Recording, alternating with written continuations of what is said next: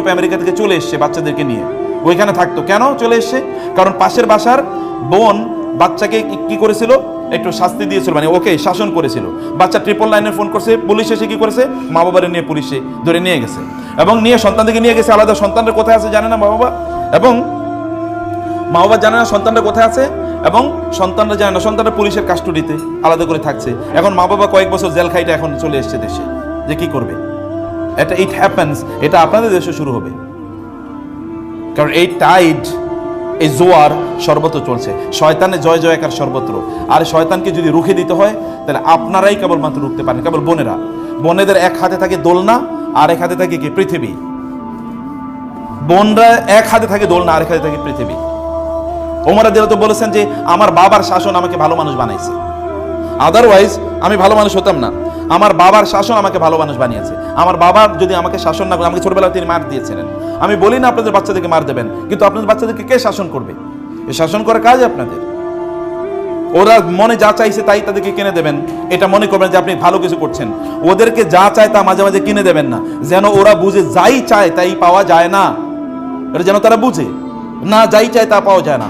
Break কষতে হয় মাঝে মাঝে জীবনের, এগুলো দিতে হয় মাঝে মাঝে। হাঁটে নিয়ে আসবেন মাঝে মাঝে স্কুলে, হাঁটো, দেখো, মাঝে মাঝে বস্তিতে নিয়ে যান যেখানে মানুষ কষ্টে আছে, এগুলো মাঝে মাঝে সেগুলো দেখান।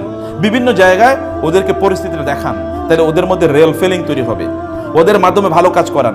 আপনার রান্না, আপনি ওরা খাওয়া দাওয়া করছে, প্লেটটা আপনি কেন ধুইবেন? ওকে প্লেটটা ধুয়ে রাখতে পারে না? ওকে শেখাতে হবে না আপনার?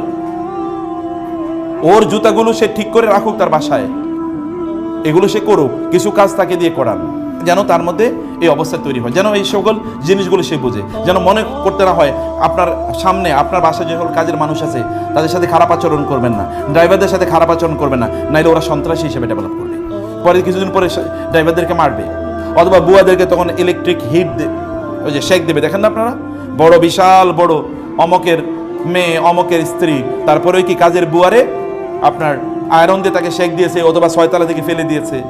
এই মূল্যবোধ তৈরি হয় না। মূল্যবোধ তৈরি হোক ছোটবেলা, মানুষকে সম্মান করতে হবে, শেখাতে হবে।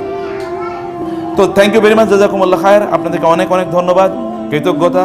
আপনারা কষ্ট করে সময় দিয়েছেন। বইগুলো নিয়ে যাবেন আপনারা ইনশাআল্লাহ। দুটো বই এখানে, দুটোই খুবই গুরুত্বপূর্ণ বই।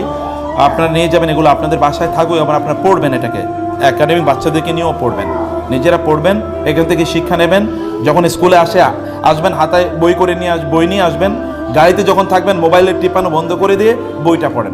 আপনার গাড়িতে ছোট্ট একটা লাইব্রেরি থাকবে, 10-15টা বই থাকবে, এগুলো আপনি পড়বেন ইনশাআল্লাহ।